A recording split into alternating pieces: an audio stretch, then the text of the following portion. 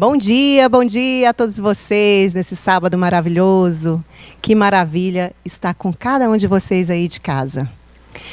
Semana passada não, gente. No outro programa a gente falou com a doutora Indira. A doutora Indira falou muito sobre a mediação, a questão de mediar os conflitos ali pós-divórcio, pós-separação, dos pais com os filhos, dos ex-cônjuges, né, o ex-casal.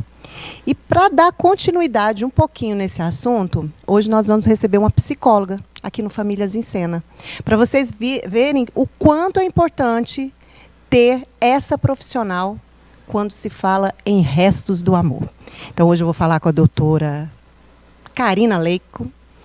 Karina Leico Mito é psicóloga, especialista em psicologia clínica, especialista em psicologia do trânsito, possui MBA em desenvolvimento de pessoas, pós-graduada em terapia cognitiva comportamental, pós-graduada em psicologia do trânsito, pós-graduada em formação de coaching, pós-graduada em inteligência socioemocional, pós-graduanda em psicologia positiva e trabalha com psicoterapia. Gente, extenso esse currículo.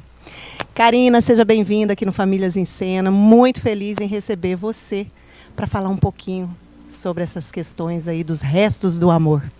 Para mim é uma honra muito grande estar aqui com vocês e uma alegria maior ainda de estar aqui com a minha amiga Alessandra. Aqui a gente se trata assim mesmo, e você é uma grande amiga, sim. Não só estou falando aqui, mas é uma grande profissional e por isso sabe da competência, e eu sei da sua competência também em trazer para as pessoas aí de casa esse tema que é tão caro a você, né, como profissional. É um tema bem triste, mas é um tema necessário. Eu costumo dizer que o direito das famílias, ele não anda sem uma equipe multidisciplinar. E nessa equipe multidisciplinar tem que ter o psicólogo, Karina, tem que ter.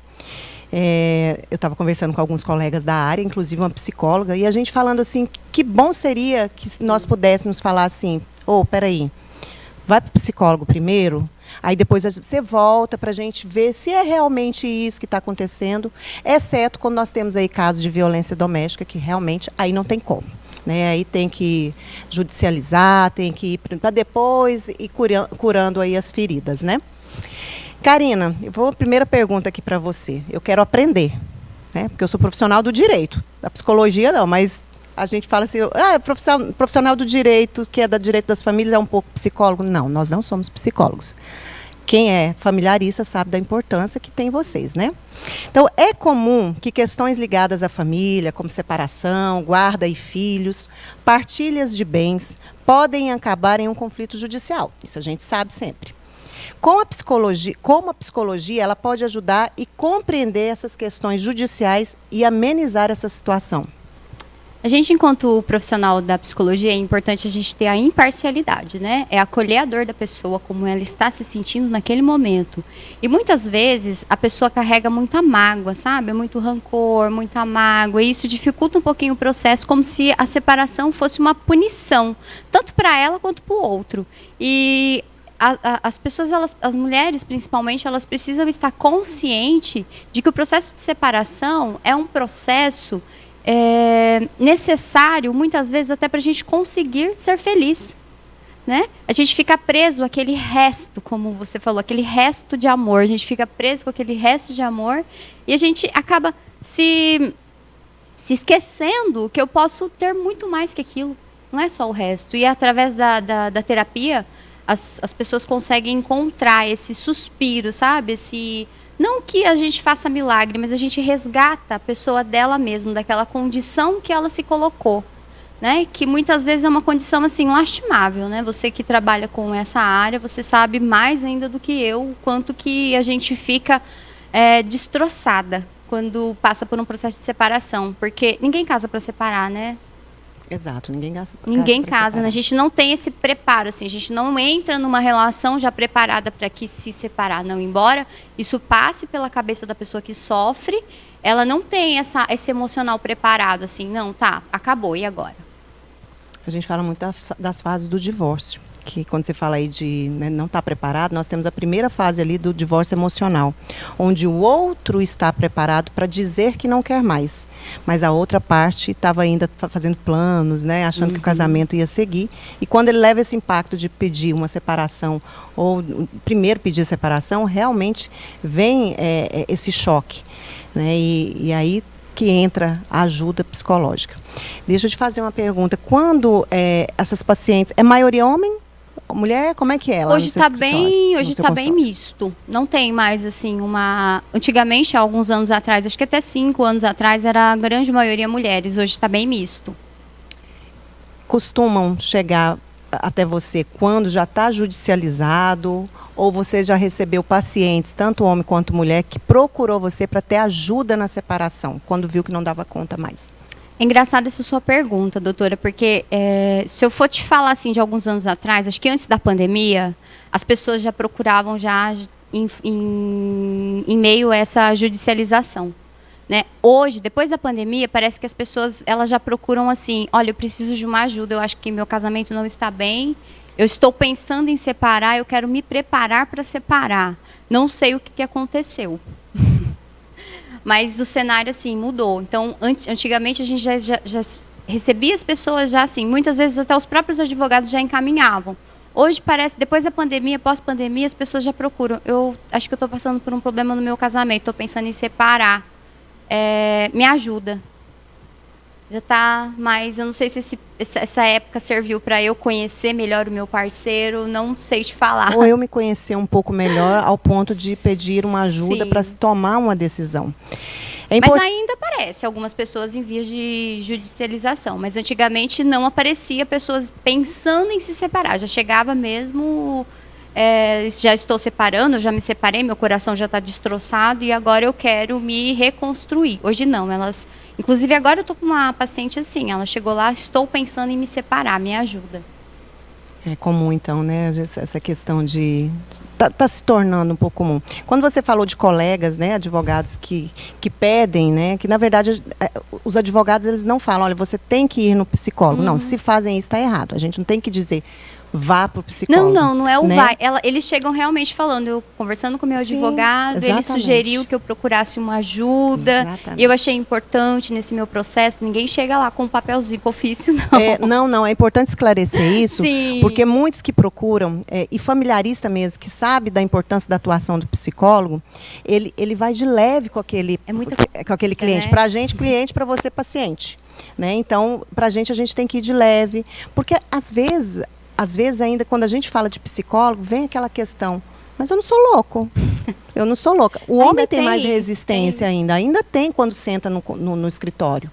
Né? Então a gente costuma dizer mesmo essa coisa, olha, e você faz o estudo do cliente, né? Os advogados que aqui já estiveram, eu também milito nessa área, a gente tem que fazer esse estudo desse paciente para saber até mesmo se aquele é o momento correto da separação ou não. É por isso que você falou assim, que tem encaminhado, né, essas pessoas. E que a gente tem que deixar claro também que não há uma fórmula mágica da Karina para dizer para você, separa ou não separa. Você pode falar para a gente, dentro da sua profissão, obviamente, de sigilo e tudo, mas tem algumas nuances que você pode desenvolver aqui conosco para falar como que é essa questão, como você lida, como que você orienta? No processo de separação, geralmente eu questiono como que a pessoa está se sentindo, por que ela está se sentindo daquela forma e porque, o que levou ela a pensar no processo de separação. Porque, às vezes, doutora, é um processo assim, a pessoa não está conseguindo falar em casa, não está conseguindo verbalizar, não está conseguindo ser ouvida, e ela já acredita que a separação, né, já vai ser... o fim dos seus problemas, né? Como se fosse assim, aquela deadline do problema. Não, tem um problema que está me matando, que está me machucando, eu preciso acabar com ele, acabar com o meu casamento. Né? E muitas vezes a gente não entra nesse ponto de separar mesmo, se o psicólogo faz isso, está errado. Não é separar mesmo. Vamos entender o que está acontecendo, por que ele pensa assim, você já pensou em fazer assim, né? A gente não entra num papel de continua seu casamento e nem separa. É entender mesmo, fazer com que a pessoa entenda como ela está se sentindo, por que ela está se sentindo. Como eu te disse, tem muitas pessoas que elas pensam na separação como uma punição. É aquela coisa assim, já que ele não me ouve, então eu quero a separação. E muitas vezes falam isso por impulso, mas no fundo do coração não querem separar, só está querendo assim, cara, me escuta, por favor, me ouve, né? E esse pedido de socorro, ele só vai ser ouvido quando ela falar assim, olha, eu quero me separar. Quais são os principais, Karina, principais aspectos emocionais que podem surgir durante um divórcio e como tornar esse processo mais saudável, você enquanto profissional da área de psicologia? Porque a gente sabe que conflitos N, né? Sim. Envolve filhos. Sim. Né? Eu acredito assim que o sentimento mais comum que envolve esse processo de divórcio é o luto mesmo, o luto de uma vida que eu planejei, uma vida que eu construí na minha cabeça, eu imaginei envelhecendo ao lado dessa pessoa, eu construí a minha casa, eu criei eu tenho os meus filhos, eu imaginei ter os meus netos, eu tenho os meus cachorros. É porque agora nós temos a família multiespécie. Você tem lá os seus filhos de 4 patas, né? É o Lipe? É, o Lipe e a Cherry, meus netos. Não são os filhos, não, são os netos. Mas é como se fosse filho. Sim, e essa perda, o luto em si do casamento, do fim do casamento, não é só o luto da pessoa que está saindo da vida dela, é o luto de uma vida inteira que eu planejei com essa pessoa. Eu não me imaginei sem essa pessoa. E agora? Como é que vai ser a minha vida? Né? Então, eu acho que essa é a pior das dores que envolve assim, um relacionamento, o divórcio. Essa perda da vida que eu planejei. Essa é a pior dor. Na verdade, eu fico de luto com uma pessoa que está viva, né? Ali Sim. ainda. Não só viva, mas dentro do seu sentimento. Isso. Às vezes as pessoas imaginam que o luto é por conta da pessoa, mas não é, doutora, por causa da pessoa. É a vida que eu criei com aquela pessoa, vai além daquela pessoa. Porque ela já até se imagina, tá? Eu não vou ter essa pessoa mais. Não tem problema. Essa pessoa, ela é isso, ela enxerga os defeitos dessa pessoa, consegue ver. Tá, mas como é que vai ser agora? Eu vou ser uma mulher divorciada, vou ser um homem divorciado, e a minha família? E como que eu vou sair? E os amigos que eu construí? E os lugares que eu ia? Então, é todo assim, um luto. O luto que eu vejo o mais dolorido não é a perca da pessoa. Esse também dói, mas quando o amor realmente acaba, não é essa dor. É a dor do que eu vou perder enquanto status assim, de uma pessoa casada, família constituída. Isso é muito mais doloroso do que a partida da pessoa, de tirar a pessoa da vida. Então, às vezes, é aquela pergunta assim, por que eu sinto falta? Ele era tóxico. Por que eu estou sofrendo? Por que eu quero voltar? Ele não quer voltar para a pessoa, ela quer voltar para a vida que ela construiu. Entendeu? A projeção de uma vida que ela construiu. É isso que a pessoa, muitas vezes, ela fica presa àquela construção. E é um luto, né? Ela projeta, né? Sim. Aquilo ali tudo. E a gente sabe, e vai continuar daqui a pouco, que há também essas questões que não são resolvidas, mas que com o tempo, né, as feridas vão cicatrizando, tudo vai se ajeitando, mas tudo no tempinho de cada um. Né? Eu vou chamar rapidinho o break. Daqui a pouco a gente volta a falar aqui sobre psicologia em relação ao divórcio.